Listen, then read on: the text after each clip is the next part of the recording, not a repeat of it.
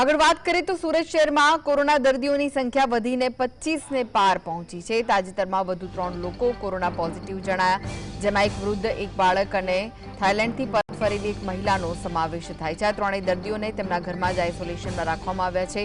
ઉલ્લેખનીય છે કે છેલ્લા એક અઠવાડિયાથી સુરતમાં કોરોના કેસમાં સતત વધારો નોંધાયો છે અને હવે કુલ કેસનો આંકડો 25 ને વટાવી ગયો છે।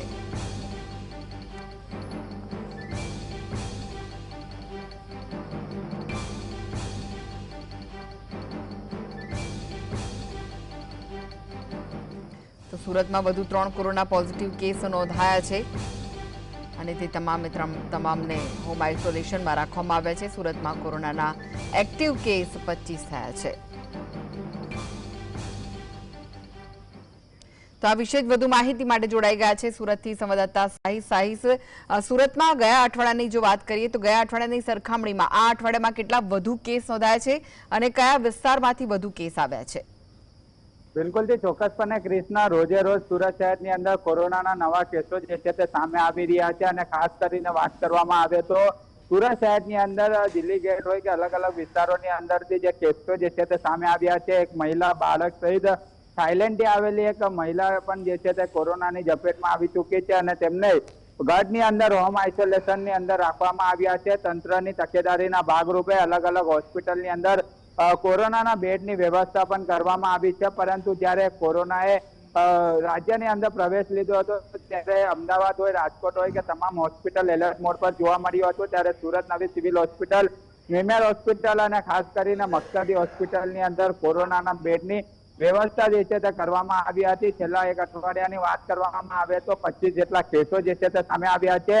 સાંજ સુધી જે પ્રેસ નોટ સુરત મહાનગરપાલિકાની આવતી હોય છે તેની અંદર રોજે રોજ 2 થી 3 જેટલા નવા કેસો જે છે તે સામે આવતા હોય છે। એટલે સ્પષ્ટપણે દેખાઈ રહ્યું છે કે બહાર ગામથી અથવા તો વિદેશથી સુરતમાં લોકો આવતા હોય ત્યારે તેમનું ટેસ્ટિંગ કરવામાં આવતું હોય છે અને ટેસ્ટિંગ દરમિયાન તેમના કોરોના પોઝિટિવ જણાવવામાં આવતા હોય છે। જે રીતના મહિલા થાઈલેન્ડથી સુરત આવી હતી અને તેને ટેસ્ટિંગ કરવામાં આવ્યું હતું ત્યારે તે પોતે કોરોના પોઝિટિવ જણાતાની સાથે સુરત મહાનગરપાલિકાની ટીમ દ્વારા તકેદારીના ભાગરૂપે હોસ્પિટલ નહીં પરંતુ તેમના ઘરની અંદર જ હોમ આઇસોલેશન રાખવા માટેની સૂચના છે તે કરવામાં આવ્યું હતું। બીજી તરફ જે આંકડાઓ સામે આવી રહ્યા છે, પરંતુ તંત્ર જે છે તે હવે તકેદારીના ભાગરૂપે સજ્જ જોવા મળી રહ્યું છે।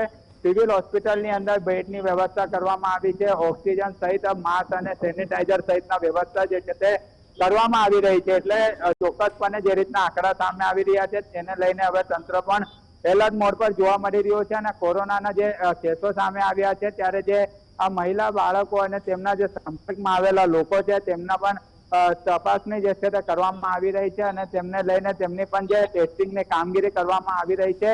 સાથે સાથે જો તેમના પણ કોઈ સંપર્કમાં આવેલા લોકો કોરોના પોઝિટિવ જણાય આવે તો તેમને પણ હોમ આઇસોલેશન કરવા માટેની તજવીજ હાથ ધરવામાં આવી રહી છે। જી સાહિસ, આજે 25 એક્ટિવ કેસ સામે આવ્યા છે, તેમાં કેટલા લોકોમાં ગંભીર લક્ષણો જોવા મળી રહ્યા છે અને ટેસ્ટિંગને લઈને શું પરિસ્થિતિ છે? જો કોઈને કોરોનાનું ટેસ્ટ કરાવવું હોય તો તે ક્યાં કરાવી શકે છે? બિલકુલ છે, ચોક્કસપણે સુરત મહાનગરપાલિકાનું તંત્ર દ્વારા આ ટેસ્ટિંગની એક વ્યવસ્થા જે છે તે તમામ હોસ્પિટલ એટલે કે જે સરકારી હોસ્પિટલોની અંદર કરવામાં આવી રહી છે। ખાસ કરીને એરપોર્ટથી લોકો આવતા હોય ત્યારે તેમની પણ એક ટીમ જે છે તે ત્યાં મૂકવામાં આવી છે અને અલગ અલગ જે ભીડભાડવાળી વિસ્તાર એટલે કે બસ ડેપોથી મુસાફરો ઉતરતા હોય અથવા રેલવે સ્ટેશનથી ઉતરતા હોય ત્યારે આરોગ્ય વિભાગની ટીમ લોકોને ચકાસણી કરવામાં આવી રહી છે, ટેસ્ટિંગ પણ કરવામાં આવી રહ્યા છે। એટલે કે ચોક્કસપણે કહી શકાય જ્યારે કોરોનાના કેસો હવે એક પછી એક સામે આવી રહ્યા છે ત્યારે તંત્ર હજુ સજ્જ જોવા મળી રહ્યું છે। આરોગ્ય વિભાગની ટીમને પણ એલર્ટ રહેવા માટે સૂચના જે છે તે ગાંધીનગર ખાતેથી આપવામાં આવી રહી છે અને તેને જ લઈને સત્તાવાર માહિતી કોઈ પણ આપવામાં નથી આવી રહી, કારણ કે જે ગાંધીનગરથી સૂચના આપવામાં આવી છે કે મીડિયા કર્મીઓને કોઈ પણ માહિતી ના આપવામાં આવે, પરંતુ જ્યારે સાંજે પ્રેસ નોટ સામે આવતી હોય છે ત્યારે આંકડાઓ સામે આવતા હોય છે। એક અઠવાડિયા દરમિયાન 25 જેટલા કેસો સામે આવ્યા છે। કોઈ પણ એવા ગંભીર કેસો નથી જેમને હોસ્પિટલ ખાતે દાખલ કરવામાં આવ્યા હોય, પરંતુ હોસ્પિટલનું તંત્ર એલર્ટ છે અને કોઈ પણ જો ગંભીર કેસ જણાય આવે તો તેમને હોસ્પિટલ ખાતે સારવાર મળી રહે અને તમામ જે વ્યવસ્થા મળી રહે તે પ્રકારની વ્યવસ્થા જે છે તે કરવામાં આવી છે અને તમામ જે ચકાસણીની કામગીરી પણ જે છે તે કરવામાં આવી રહી છે। જી સાહિસ, જે કેસ વધી રહ્યા છે, સતત કોરોનાના કેસમાં વધારો થઈ રહ્યો છે, શું કોઈ કારણ જાણવા મળ્યું છે, જેમ કે મુસાફરી હોય, પછી મોસમ કે પછી સ્થાનિક કોઈ કાર્યક્રમોમાં ભાગ લીધો હોય અને ત્યાંથી ચેપ લાગ્યો હોય?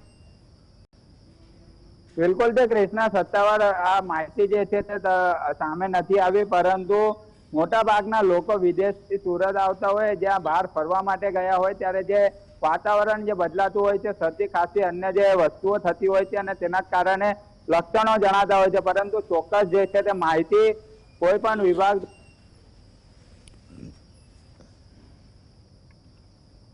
જી આભાર સાહિસ માહિતી આપવા માટે.